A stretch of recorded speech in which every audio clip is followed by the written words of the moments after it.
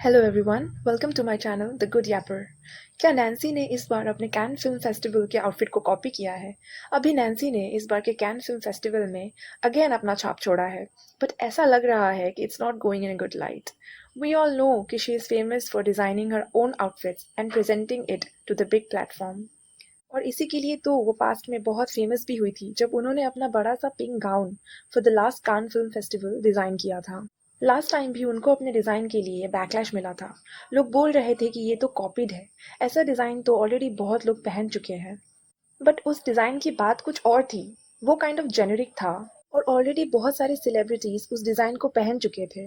और क्योंकि नैन्सी का बैकग्राउंड कुछ ऐसा ही है कि लोग उनसे बहुत रिलेट करते हैं, उससे इंस्पायर होते हैं, तो लोगों ने उस चीज़ को बहुत लाइटली लिया था कि चलो, she is working hard, she is good at stitching, she is taking inspiration from other designers, धीरे धीरे she will establish her own brand and so on.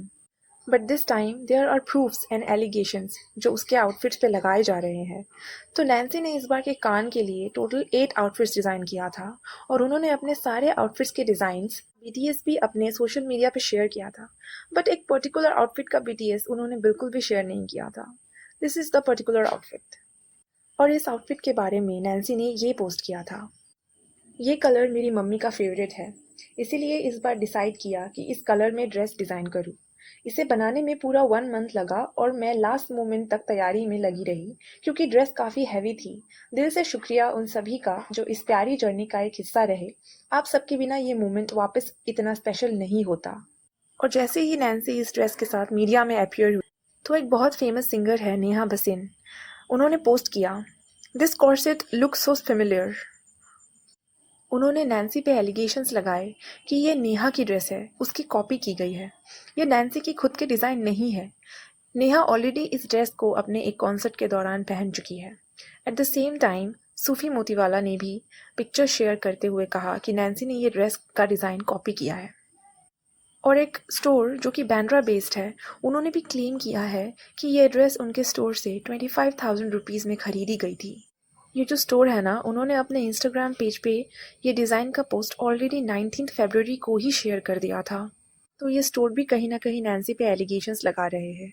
अब बात करें नेहा की, तो नेहा ने क्लियर करते हुए अपने सोशल मीडिया पे ये पोस्ट डाला था, The intention was not to demean another woman, but to state a simple fact.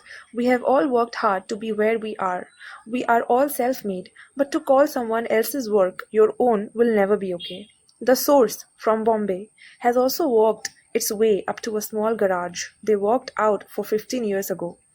I have seen Surbi, its owner, work tirelessly to sustain her business to now thrive. Everyone has a story of where they come from, and just because no one applauding them does not mean you rob them of their credit. I urge you to not buy a story but applaud people's talents and be okay to say what's not okay. और कहीं ना कहीं नेहा सही है। अब बहुत लोग सोचेंगे कि चलो ठीक है, नैन्सी ने आउटफिट कॉपी किया है या उसने उस स्टोर से ख़रीदा है, तो इसमें प्रॉब्लम क्या है? मे बी वो डिज़ाइनर का नाम रिवील नहीं करना चाहती होगी। But we have to understand that ऐसे बड़े बड़े इवेंट्स में जो भी जाते हैं, उनके आउटफिट्स एक सेंटर ऑफ अटेंशन रहता है। वो जो आउटफिट्स पहनते हैं, अगर वो खुद का डिज़ाइन नहीं होता ना, तो वो डिज़ाइनर का नाम लेते हैं। I'm wearing a custom creation type shade.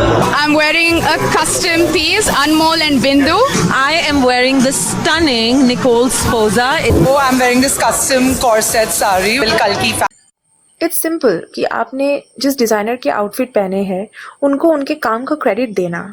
But Nancy के केस में वो सीधे सीधे ये बोल रही है कि ये ड्रेस उसका डिज़ाइन है, she made it, this was her thought. यहीं पे शी लॉस्ट हर क्रेडिबिलिटी। चलो अगर वो डिज़ाइनर का नाम ना भी लेती, तो वो ये बोल सकती थी कि ये उसने कहीं से ख़रीदा है। बट नैन्सी ने स्ट्रेट फॉरवर्ड ये बोल दिया दैट ये उसने डिज़ाइन किया है।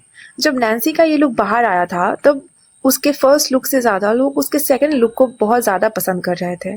और इंटरव्यू में नैन्सी क्लियरली बोल रही थी कि ये उसने बहुत टाइम लेके डिज़ाइन किया है। कितना वक्त लगा इसे बनाने में? से 1 महीने के करीब, 25 दिन से ऊपर थोड़ा। तैयार हो? और उसके बाद ब्रांड्स ये सब रिवील किए। इससे सीधे सीधे ये समझ में आता है दैट शी इज़ लाइंग। अभी लोग ये बोल रहे हैं, if you source this dress or combine with jacket, so be confident to share it. It's not a shame to source. All designers and stylists, they source things and modify or put their ideas with that. But please at least try to say the truth. Otherwise, झूठ लंबा नहीं चलता. You are so talented, Nancy. We all see you sewing designs. I believe that you get ideas and inspiration from somewhere. It's very normal. Everyone do that. Be proud what you are doing, but don't lie. I believe some people find you as inspiration. Don't teach them lie, please. Taking false credit or plagiarism of another brand's design.